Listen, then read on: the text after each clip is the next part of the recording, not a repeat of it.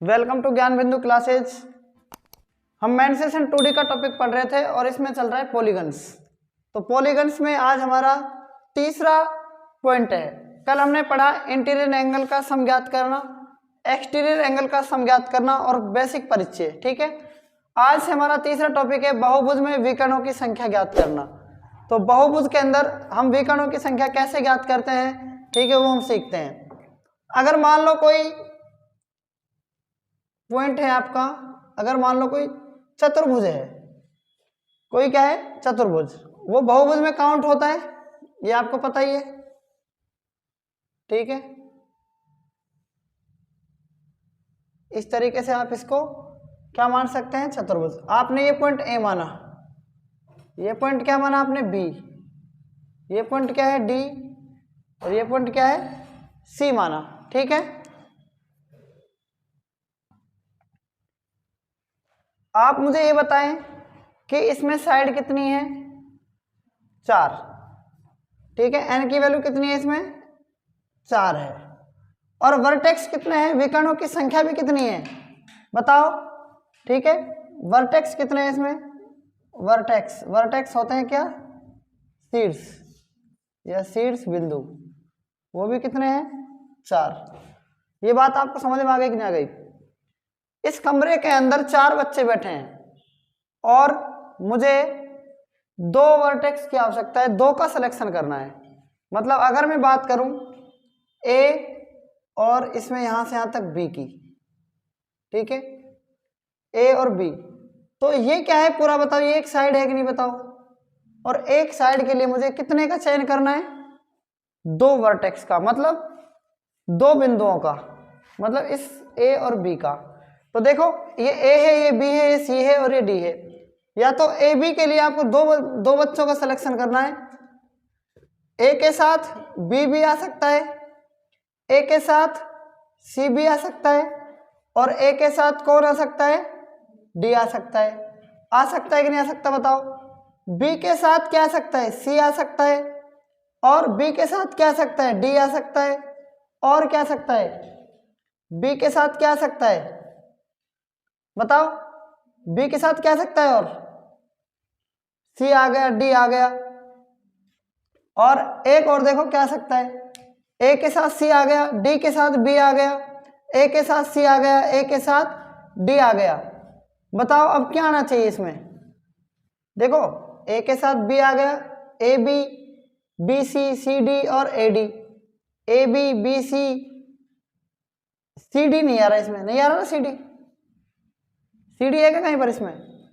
तो कितने सिलेक्शन हो रहे हैं बताओ, आप बताओ कितने हो रहे हैं, कुल सिलेक्शन हो रहे हैं कितने, जो कुल सिलेक्शन होंगे, मतलब कुल जो मतलब मेथड होंगे इसको, इनका सिलेक्शन करने के लिए वो 6 मेथड बनेंगे। मतलब 1 2 3 4 5 6 को ला सकता हूं ना मैं।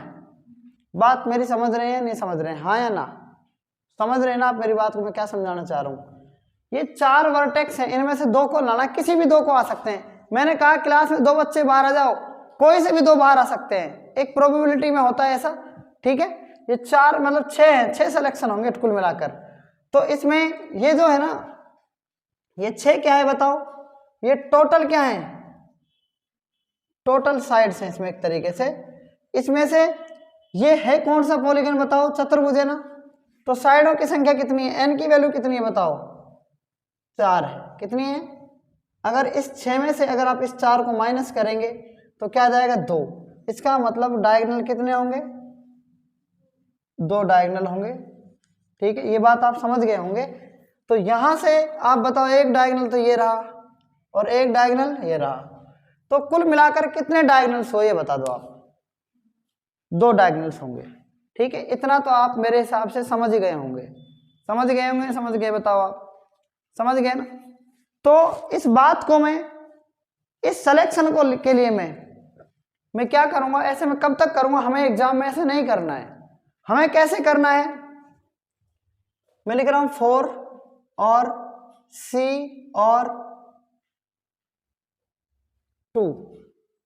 ठीक है, 4C2, मतलब आप इसको बोल सकते हैं, ये 4 क्यों किया है मैंने, 1 2 3 4, आपको साइड तो पता होगा। पेंटागन में 5C2, क्योंकि 2 का सिलेक्शन करना है। कितने का सिलेक्शन करना है? और साइड्स कितनी है इसके अंदर? तो क्या लिखेंगे बताओ आप इसको? देखो आप लिखेंगे इसको फैक्टोरियल 4। क्या लिखेंगे? फैक्टोरियल 4। समझ में आ रहा है कि नहीं आ रहा? फिर क्या लिखेंगे? फैक्टोरियल बताओ कितना लिखेंगे? 2 लिखेंगे। कितना लिखेंगे? और माइनस, और देखो गुणा में क्या लिखेंगे? फैक्टोरियल। इस 4 में से 2 गए तो कितना लिखेंगे? 2 लिखेंगे। बात आ रही नहीं समझ में? फैक्टोरियल का मतलब होता है फैक्टोरियल 4, फैक्टोरियल 4 का मतलब होता है 4 गुणा 3 गुणा 2 गुणा 1, और फैक्टोरियल 2 का मतलब 2 ही होता है, 2 गुणा 1 लिख दो। और फैक्टोरियल 2 का मतलब क्या होता है? 2 गुणा 1। ठीक है, 2 एकम 2, 2 दूनी 4 से 4 कट जाएगा, 3 दूनी 6 एकम 6। तो कुल मिलाकर रिजल्ट कितने आ गए बताओ? 6 रिजल्ट आ गए। मतलब टोटल साइड्स मतलब जो है, मतलब जो इनके 6 तरीके हैं, 6 वो बनेंगे ना, इसमें 6 मेथड बनेंगे ना। ठीक है, 2 का सिलेक्शन करने के लिए 6 मेथड बनेंगे। इसलिए टोटल साइड कितनी है इसमें बताओ? टोटल डायगोनल कैसे निकाल सकते हैं? 6 में से क्या घटा देंगे? 4 साइड है तो 2 आ जाएगा, तो 2 डायगोनल इस प्रकार से आ गए। मेरी बात आप समझ गए होंगे। ठीक है, बताओ समझे या नहीं समझे? समझ गए ना डायगोनल्स निकालना कैसे निकाल रहे हैं डायगोनल्स। ठीक है, अब देखते हैं अपन, अगर मान लो यही फॉर्मूला इस तरीके से काम आगे करेगा तो आगे हम किस प्रकार से इसको करने वाले हैं। ठीक है, आगे देखो किस प्रकार से करने वाले हैं।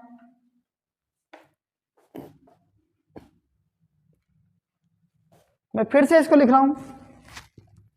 सपोज करो कि हमें अभी तक तो पता था, अभी तक तो हमें क्या क्या था? ये पता था कि इसमें ए, ये बी, ये सी और ये डी क्या है? ये वर्टेक्स हैं। इसमें 4 वर्टेक्स हैं। हमें आगे चलकर नहीं पता लगेगा कि इसमें वर्टेक्स की संख्या कितनी होगी। मेरी बात आप समझ रहे हैं नहीं समझ रहे? ये बता दो आप पहले तो। समझ रहे हैं ना मैं क्या बताना चाह रहा हूं आपको? जल्दी बताओ, समझ रहे हैं कि नहीं समझ रहे आप?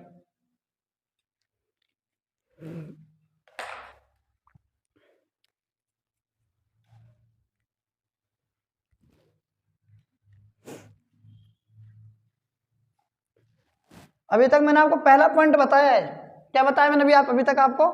अभी तक चतुर्भुज बताया ना। मैं आपको पंचभुज में बता देता हूं। क्या बता देता हूं? पंचभुज में। देखो पंचभुज कैसे बनाएंगे।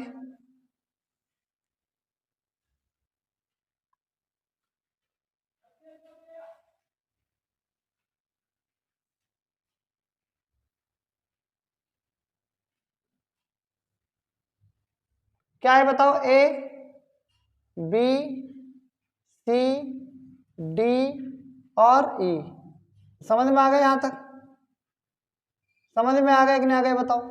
मैं इसको ओरल बताऊंगा आपको। देखो इसमें कितने विकर्ण आएंगे। देखो 1, देखो ये 2, देखो ये 3, और देखो ये 4, और भी कोई बन रहा है क्या? ये क्या बन रहा है? 5।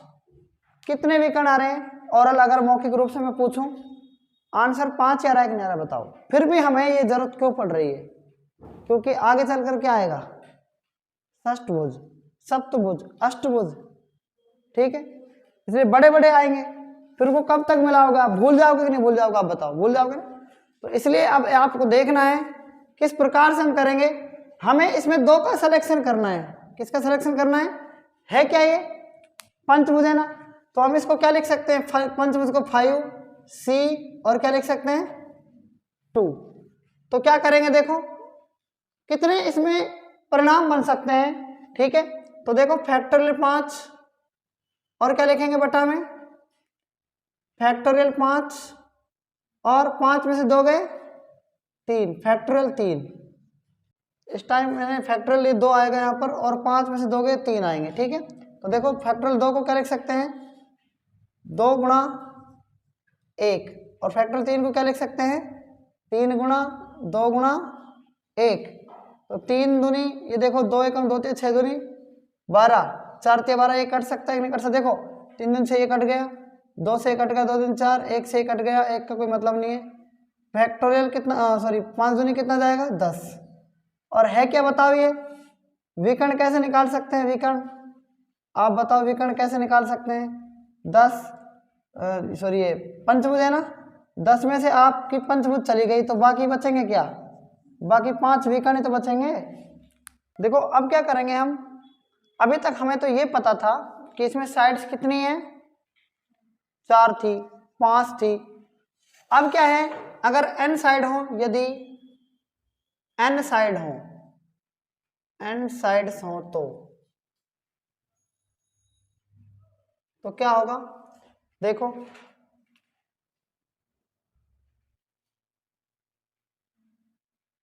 यदि n साइड हो तो